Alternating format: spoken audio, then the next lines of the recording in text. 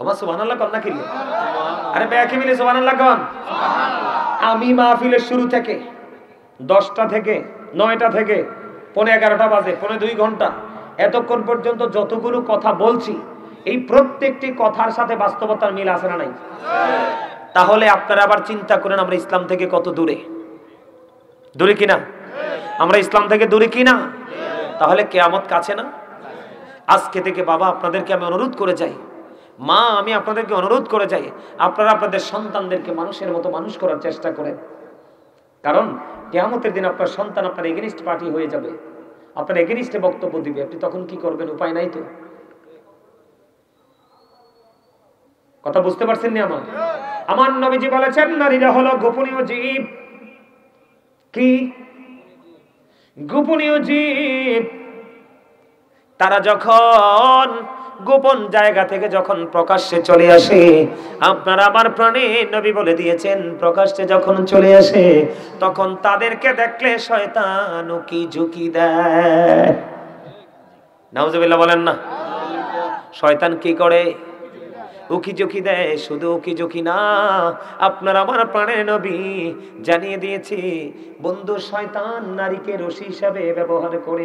পৃথিবীর বুকে যত নারী যত পুরুষ বিপদে পড়েছে নারীর কথা শুনে পড়েছে।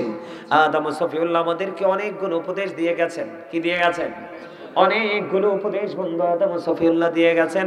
এর মধ্যে একটা উপদেশ হলো যুবক পুরুষ তোমরা কোনোদিন নারীর কথায় চলাফেরা করো না, নারীর কথায় ওঠা বসা করো না। তোমরা যদি নারীর কথা মতো চলাফেরা করো তাহলে 100টা কাজ করলে 99% কাজে লজ্জা পাবে। তবে নারীদের কাতারে মাকে বসাইও না।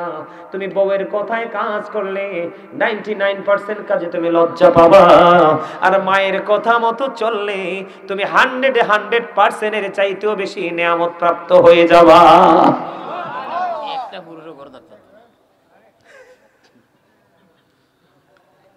একটা পুরুষও ঘরে থাকতে পারবে না, এই কথাটা আপনি বাস্তব বলছেন, কিন্তু ওই পুরুষ ঘরে না থাকার তো কারণ আছে, কিন্তু গোড়ায় সমস্যা করছে।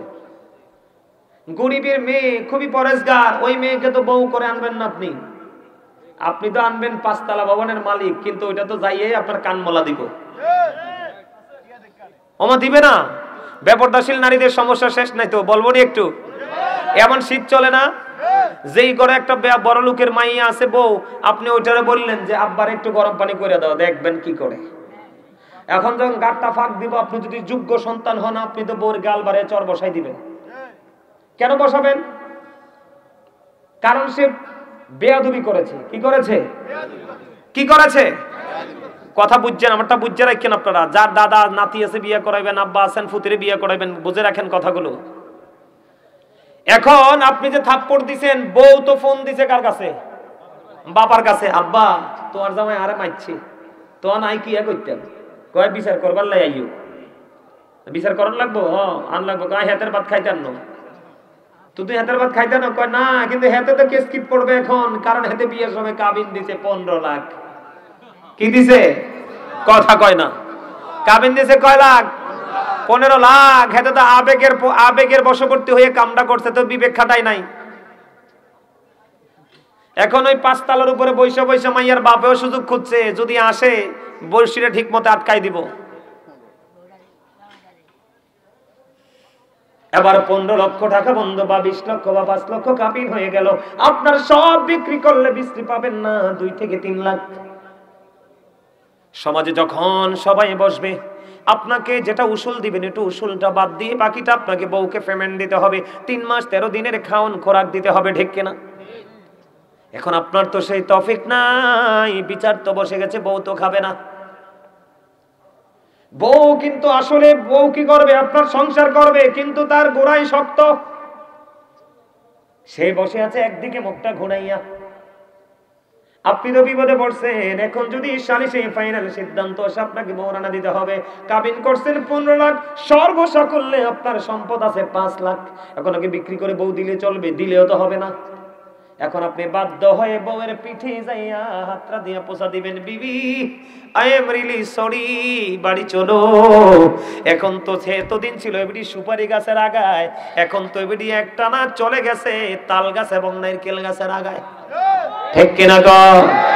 এই আজকে মিটিং এর পর থেকে আপনি যেখানে যাবেন, ওই বন্ধু ভাগ্যবতী আপনার বিবিকে কর দিয়ে আপনাকে চলতে হবে। জীবন তেজপাতা হয়ে যাবে, কিন্তু আপনার যন্ত্রণার অবসান হবে না।